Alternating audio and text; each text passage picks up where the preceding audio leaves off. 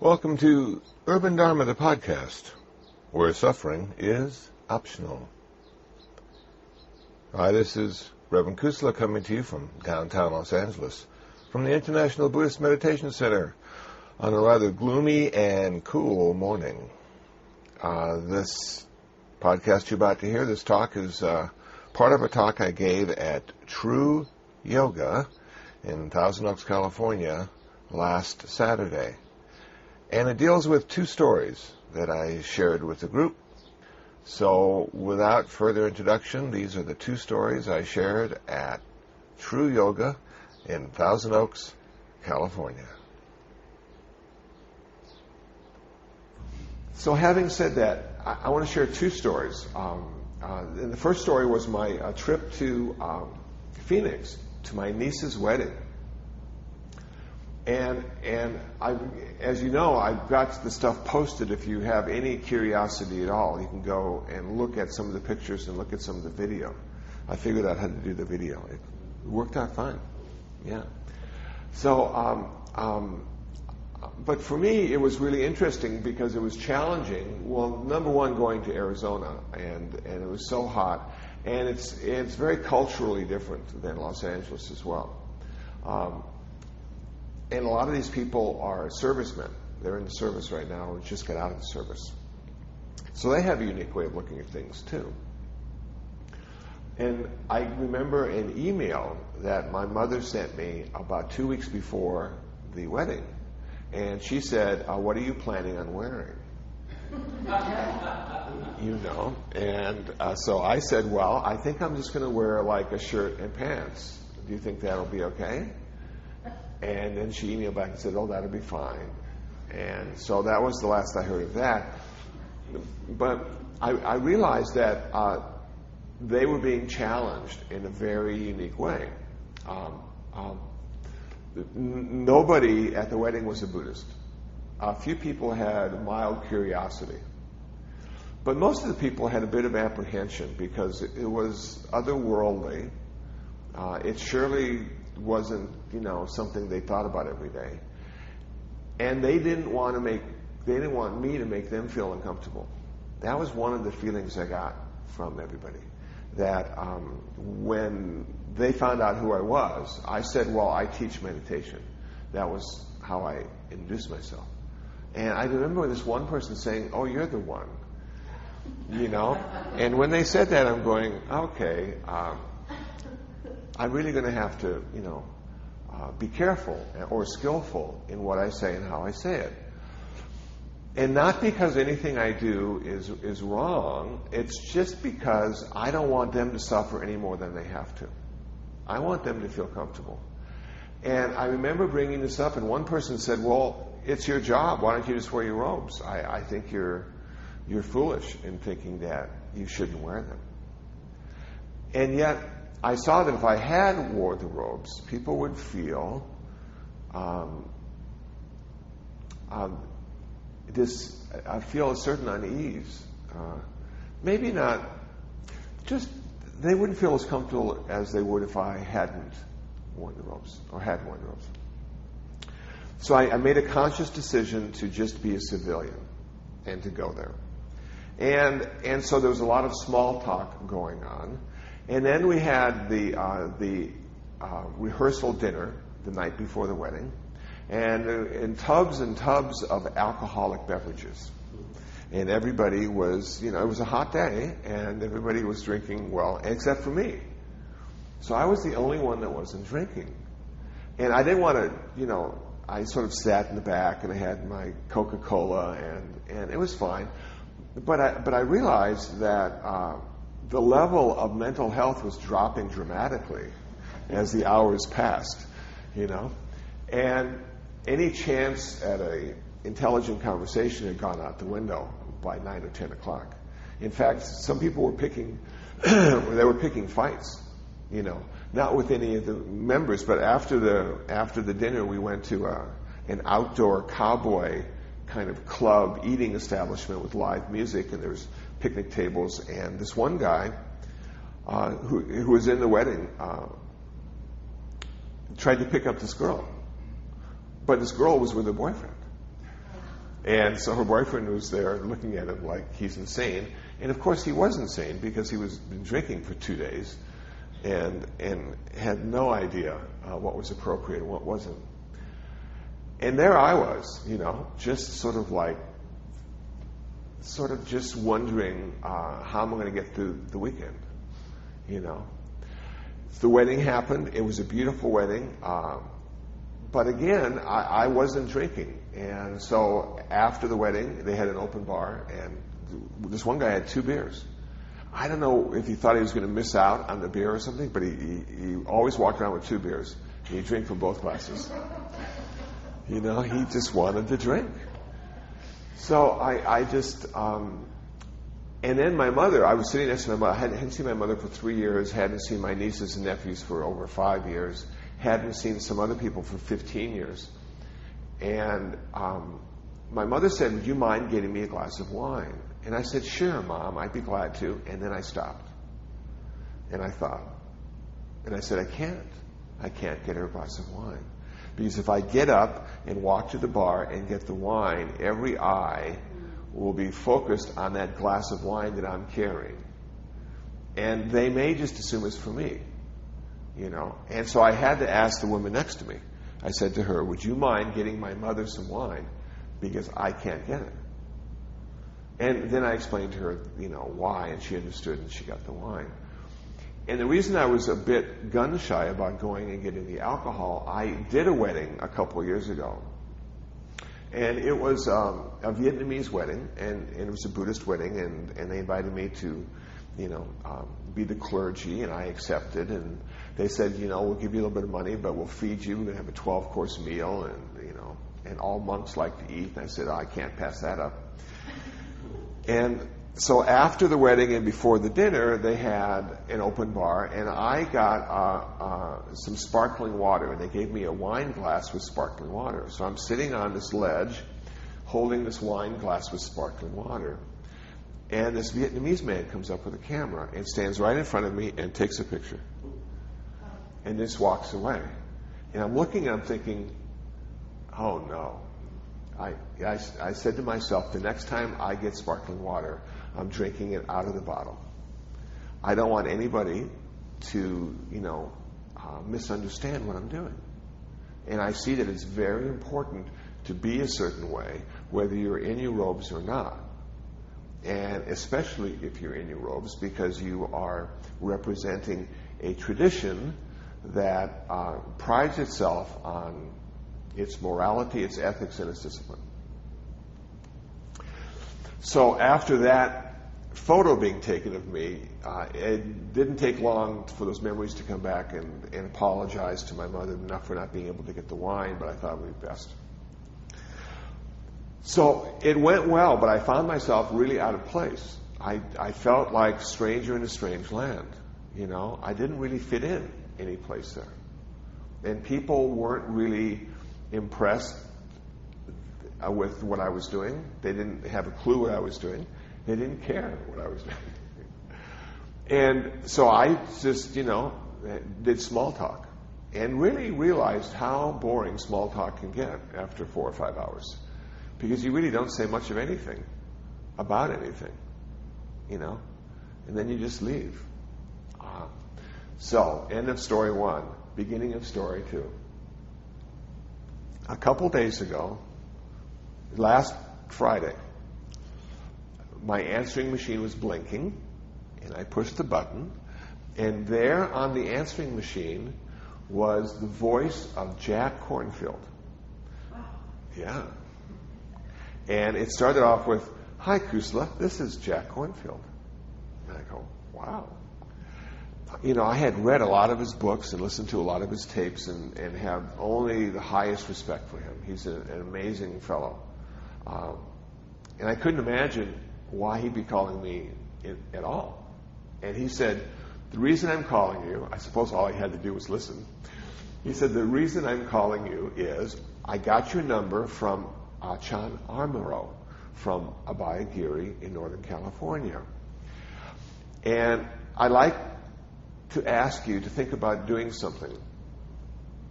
And then he went on to say that there was something happening in downtown Los Angeles, and it's called The Farm. And there were people protesting about the land use and the sale of the land, and there were 300 gardens on these few acres, and so we'd like you to be a Buddhist presence down there. And we didn't know who else to call, but if you could find some other monks and nuns, I think it would be useful to go down there in your robes and say something about peace or reconciliation or whatever. And he said, thank you for listening, and let me give you my cell phone. He said, this is a temporary cell phone number, but if you want any more information, please call me back, and I'll be glad to share with you what I know. And then he hung up. And then he called back again and said, oh, Kusala, I forgot to say something, and he said something else. And then he hung up. And so I was really excited. I said, okay. Well, I had never heard of The Farm up until that point. So I went online, and then, of course, it's on TV now every day. But I went online, and it turns out that Joan Baez was there for a couple days. And I really liked Joan Baez.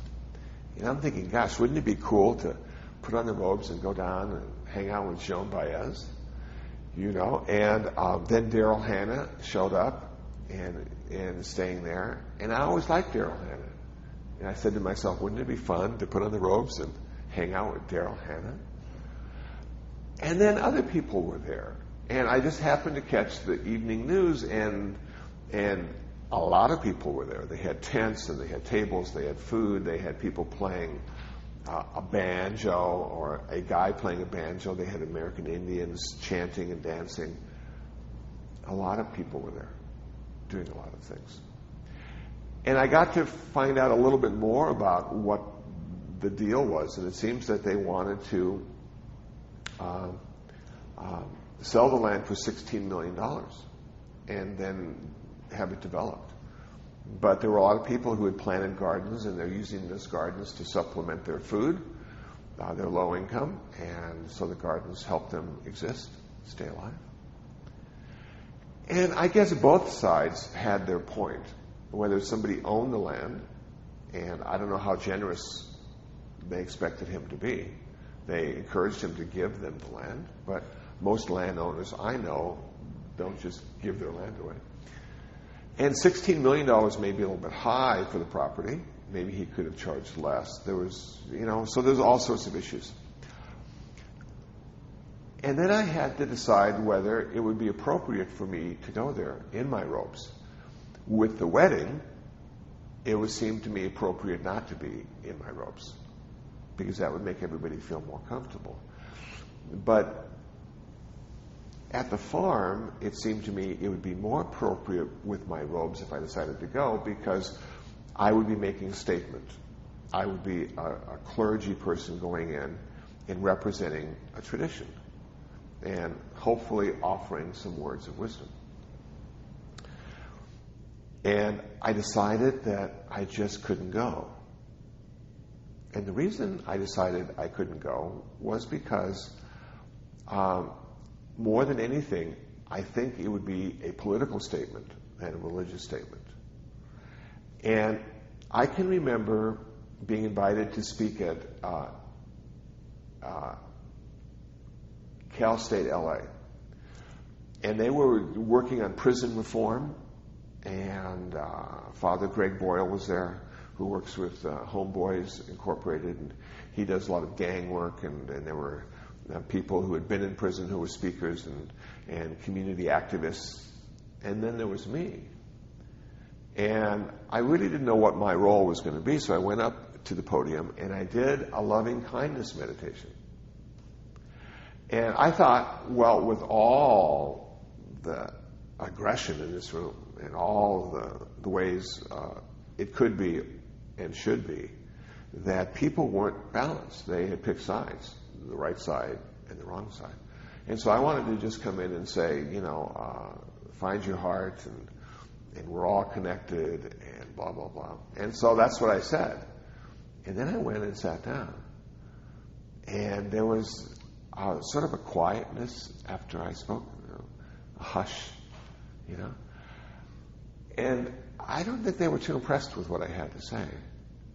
And at this table, they had a table, there was this woman, and she was a Mexican shaman woman. Had never met a real shaman before, but she was interesting, and she looked at me, and she needed to come and say something to me. So she literally got up out of her seat behind the table and walked around and just walked over to me, and she leaned over to me, and she said, I see the marks of the evil one on you.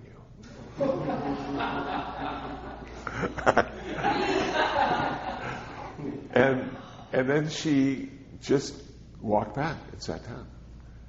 And I'm going, whoa, unexpected, you know?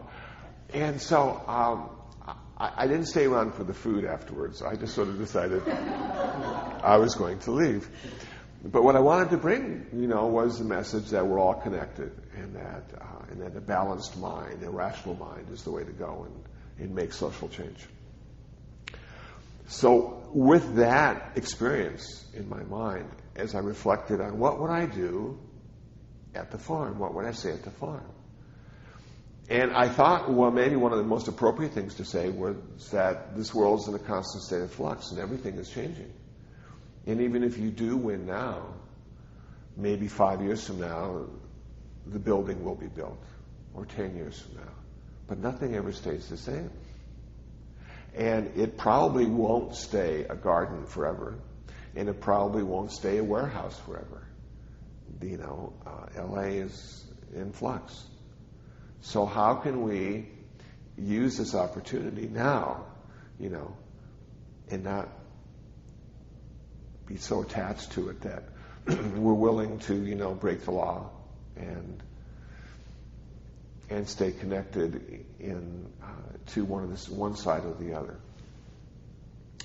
So I thought about that, and I was thinking, well, they don't want to hear that, and that wouldn't work. And then what would the Buddha have done in my place? Did the Buddha ever go and simply change something because it needed to be changed? Did he take a systemic approach to problems and say, okay, we're going to change the system because the system is flawed? So, for instance, if in the next election in November that's coming up, if the system is flawed, we need to make a social change and we all need to go out and vote. Would the Buddha have encouraged all his monks to go out and vote if they could have? And I don't think so. Reading what the Buddha did and what the Buddha said leads me to believe that he simply changed the world one person at a time. And if there was something wrong with the king and the kingdom, he wouldn't try to change the kingdom, he'd try to change the king. And because he didn't seem like a threat to the king or the kingdom, I think he was pretty much left alone. They allowed him to have a sangha. They allowed his monks and nuns to live apart from the main community. And they didn't necessarily get involved in the politics of the state, though they did give advice when asked. And so, was I asked to give advice? Well, not really. I was asked to sort of show up. So even though I had the most respect and have a lot of respect for Jack Kornfield, and I really appreciate the compliment of asking me to go out and be part of that, I really had to say no. I couldn't do it. The day after he called, I got 2 emails from people I had never met before encouraging me to go to the farm, and I got a couple more phone calls from people saying, come on, Kusala, go out and go to the farm. And with all that pressure building, I felt a little uncomfortable. Because why was it so important for Buddhism to be there? And the Buddhists could have been there, but why was it important for monastics to be there? And should monastics be in places like that? So I was talking a little bit about this at the UCLA Buddhist Club, and the students said, well, is it okay for us to go out and march and protest? I said, oh, yes. I said, that's great. But when it comes to the monastics, I don't know. He reminds me of Father Drinan. Now, Father Drinan is a Catholic priest, but he was also a member of Congress for a while. He had been elected to Congress. And at one point, the Pope contacted him directly and said to him, you have to make a choice. Do you want to be a priest or do you want to be a congressman? Well, he's still a priest, and a good one. I had a chance to meet him and talk with him a bit. And he's clever and wise and sharp. He would have been a really good congressman, too. But he chose to be clergy. And I suppose the Pope asking him to step down really says, you can't be ruled by two masters and do a good job. That you really need to pick sides and choose where your allegiance lies. And so when I looked at that, I personally would like to get more involved with politics. I have emotional connection to the political problems of today, and I think I could be very useful, and I wouldn't mind holding a sign and picketing and walking and expressing my view, whether it be in a conservative way or a more liberal way, in a loud way or a soft way. And yet I have to keep pulling myself back and say to myself, I don't think it's okay for a monastic to get that involved. One of Achan Amaro and Achan Pasano are co-abbots of Abhayagiri. And they were talking to their monks about the upcoming election. This was John Kerry and George Bush. And they said to their monks, if either one of them comes to visit us, chances are pretty slim either one would. But if either one comes to visit us, or both come to visit us, we have to treat them exactly the same. We can't show preference, even if we are Republicans or Democrats. But this is a Buddhist center, and we need to have balance and equanimity, and we need to invite everybody in. Wow. So I remember that as well, that story, as this decision was being made. That I think, for me and for Buddhism, it's better that I don't go. It's better that I support it in other ways, but not with the robes.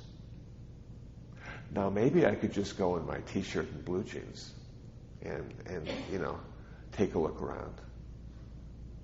But to bring the robes, I'd be bringing something other than myself.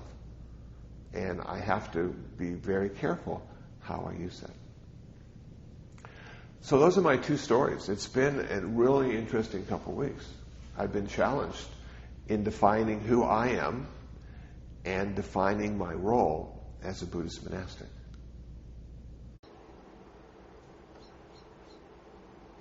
Well, that's it. That's the podcast. The two stories I shared with the group at True Yoga in Thousand Oaks, California. If you'd like more information on True Yoga, please go to their website, trueyoga.com. More information on me, visit my website, Kusala, KUSALA.info. And if you'd like to email me, I'm always happy to respond. My email address is kusala@urbandharma.org. Well, thanks for listening, and until the next podcast, be happy, be peaceful, and most of all, be free from suffering.